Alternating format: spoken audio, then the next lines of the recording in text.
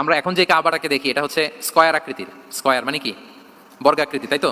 তো সাইয়েদনা ইব্রাহিম আলাইহিস সালাম যে কাবা নির্মাণ করেছিলেন এটা কিন্তু এরকম কিউব ছিল না, ওটা ছিল রেক্ট্যাঙ্গেল। রেক্ট্যাঙ্গেল ছিল, মানে আয়তাকৃতির ছিল, এরকম লম্বা। মক্কা বিজয় হয়েছে কত হিজরিতে? অষ্টম হিজরিতে যখন মক্কা বিজয় হলো তখন রাসূল সাল্লাল্লাহু আলাইহি ওয়াসাল্লাম আম্মাজান আয়েশার সাথে গল্প করছিলেন আর বলছিলেন, আয়েশা, লাউলা হাদাসাতু আহদি কওমিকা বিল কুফরি লানাকাতুল কাবাতা ওয়ালা জাআলতুহা আলা আসাসি ইব্রাহিম।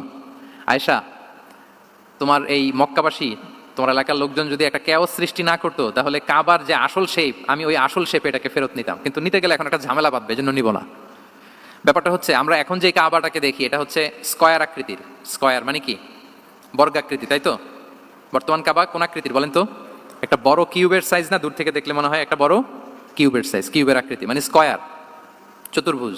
কিন্তু সাইয়েদনা ইব্রাহিম আলাইহিস সালাম যে কাবা নির্মাণ করেছিলেন এটা কিন্তু এরকম কিউব ছিল না, ওটা ছিল রেক্ট্যাঙ্গেল। রেক্ট্যাঙ্গেল ছিল, মানে আয়তাকৃতির ছিল, এরকম লম্বা।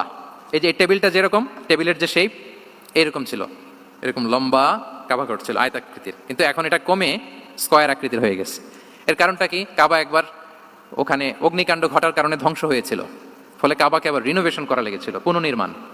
তো কুরাইশরা সিদ্ধান্ত নিয়েছিল কাবা পুনর্নির্মাণে আমরা কোনো হারাম টাকা ইউজ করব না, যার কাছে যত হালাল টাকা আছে নিয়ে আসা হলো। কিন্তু হালাল টাকা যতটুকু জমা হয়েছে এটা দিয়ে পুরো কাবা নির্মাণ হয় না, অর্ধেক হয়। ফলে কাবা যে আয়তাকৃতির ছিল সেটা না হয়ে গেছে কি বলেন? বর্গাকৃতির, মানে স্কয়ার।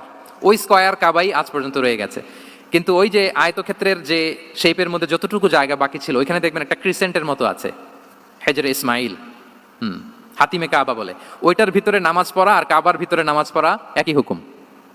ওইটার ভিতরে নামাজ পড়া আর কাবার ভিতরে নামাজ পড়া কি একই হুকুম। ফলে ওই হাতিমের ভেতরে ফরজ সালাত আদায় হয় না, নফল সুন্নাত পড়া যায়।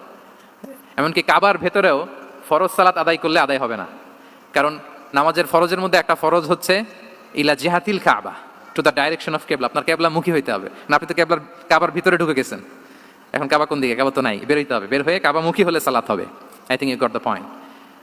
তো তাহলে রাসূল সাল্লাল্লাহু আলাইহি ওয়াসাল্লামের উইজডম বা প্রজ্ঞাটা এখানে দেখেন। আম্মাজান আয়েশা রাদিয়াল্লাহু তাআলা আনহাকে উনি বললেন যে, আয়েশা, মক্কা তো বিজয় হলো, মক্কার কন্ট্রোল তো এখন আমার হাতে, চাইলে আমি কাবাকে ভেঙে সেই ইব্রাহিম আলাইহিস সালামের যে বেইজ এরকম লম্বা করে শেপ দিতে পারি, কিন্তু দিব না, কেননা দিলে মক্কা একটা ক্যাওস হতে পারে। কি হতে পারে? কারণ তারা একেবারে ভেরি রিসেন্ট মুসলমান হয়েছে, তারা না বুঝেই বলবে যে সেই আদি কাবা, মোহাম্মদ এই কাবার অপমান করেছে, কাবাকে ভুলুণ্ঠিত করেছে, সম্মানকে নষ্ট করেছে, এরকম একটা কোশ্চেন রাইজ করতে পারে। এই জন্য আমি করলাম না।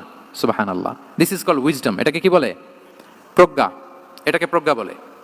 তাহলে আপনার জ্ঞান এবং আপনার কমন সেন্স দুইটা যখন কানেক্ট করে তখন সেটা প্রজ্ঞা হয়।